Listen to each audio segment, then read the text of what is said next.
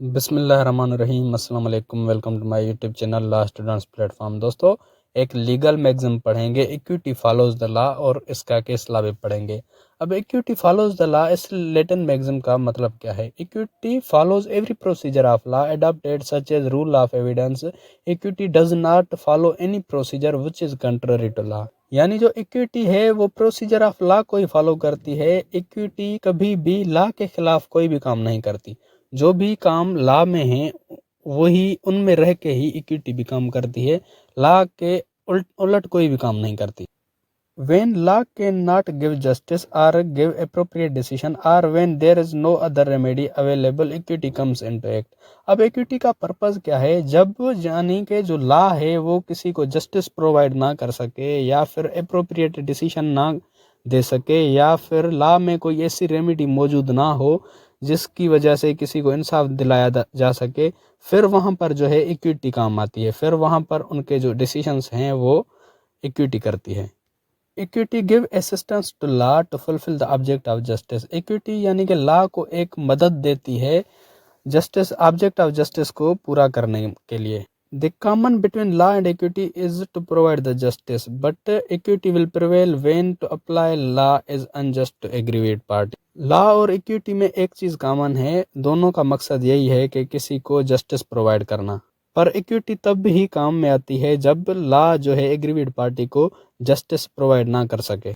Equity does not came to destroy the law, यानी अगर कोई भी बंदा सोचता है कि इक्विटी जो है लॉ को डिस्ट्रॉय करती है, लॉ के प्रोविजंस को, तो वो गलत है। इक्विटी कभी भी लॉ के खिलाफ काम नहीं करती, लॉ में रह के ही काम करती है और लॉ के प्रोविजंस को भी डिस्ट्रॉय नहीं करती। अब हम इसका एक केस लॉ पढ़ते हैं कि इक्विटी फॉलोज द लॉ, इसका मतलब क्या है। अब एक केस लॉ है स्किटलेड वर्सेस एल्ड्रिज। अब इस केस में एक बाप और बेटा होता है, ठीक है ना। स्किटलेड बेटा होता है और एल्ड्रिज फादर होता है।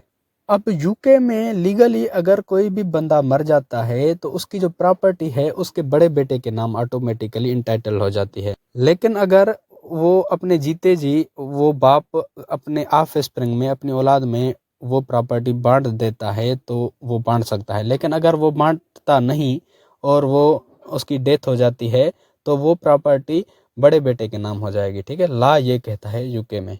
तो according to law whole property will be in the position of Alderson स्किटलेड। लॉ के मुताबिक सारी प्रॉपर्टी एल्डरसन के नाम हो जाएगी, but his siblings will be deprived of property, और इसके जो दूसरे सिबलिंग्स हैं वो उस प्रॉपर्टी से महरूम हो जाएंगे। So they went to equity court and property was divided among siblings equally in the equity court.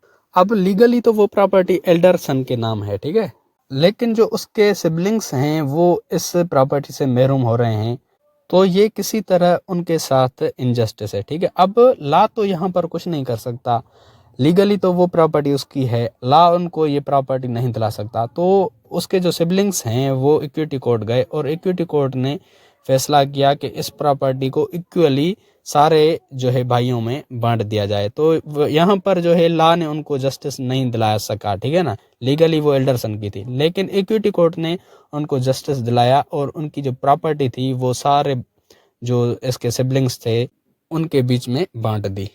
So legally offspring of Eldridge can not get the property of their father.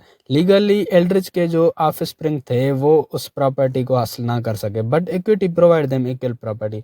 लेकिन जो equity थी उन्होंने, equity court ने उनको equal property लेके दी। तो यहाँ पर जो लॉ है वो उनको जस्टिस नहीं दिला सका, लेकिन इक्विटी उनको दिला सकी, ठीक है।